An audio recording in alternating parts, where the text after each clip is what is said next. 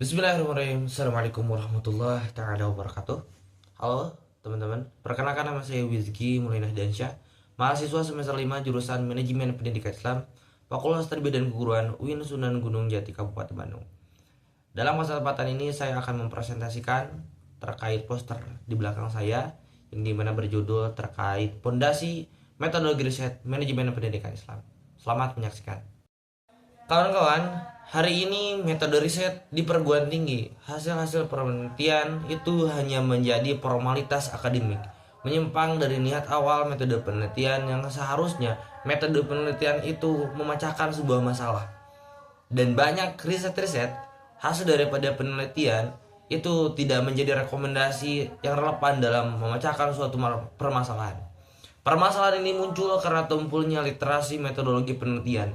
Padahal pondasi terkait metodologi penelitian adalah pondasi penting untuk menghasilkan penelitian yang berkualitas dan berdampak, terutama untuk memajukan manajemen pendidikan.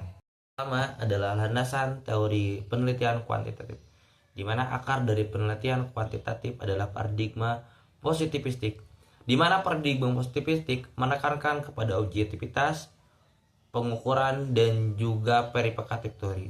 Dan juga asumsi mendasar dari penelitian ini adalah pertama, generalisasi, kausalitas, dan juga objektif, dimana hasil daripada penelitian itu diukur secara objektif dan hasil penelitian juga dapat digeneralisir, dan hubungan antara variabel penelitian itu kausal atau hubungan antara sebab dan akibat. Karakteristik riset kuantitatif dan kualitatif di blok B dan C. Pada poster ini secara lugas membedah dua pendekatan riset yang paling umum, yaitu kuantitatif dan kualitatif, di mana blok B berfokus pada riset kuantitatif yang beroperasi seperti ilmu pasti, di mana secara prosedural, terstruktur, dan kaku, dan dimulai dengan pengujian hipotesis yang sudah dirumuskan, di mana penelitian itu harus berusaha menemukan hubungan kausalitas sebab akibat antar variabel, seperti halnya apakah jam belajar itu variabel bebas mempengaruhi nilai variabel terikat. Karena pendekatan yang berorientasi pada angka dan statistik, kekuatannya adalah objektivitas dan kemampuan hipotesis tersebut untuk mengeneralisasi.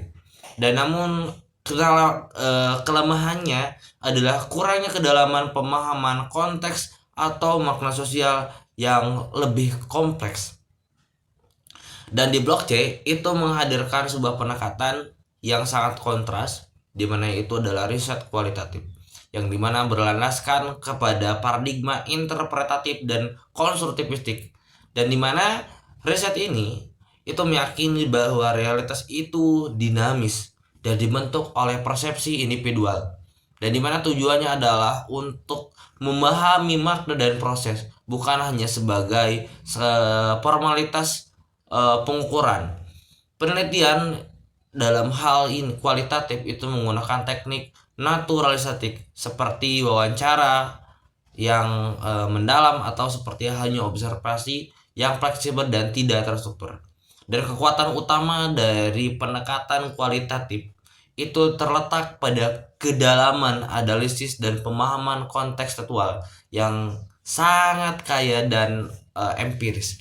Namun, karena sifatnya yang sangat personal, hasilnya sulit digeneralisasi dan populisnya yang sangat lebih jual.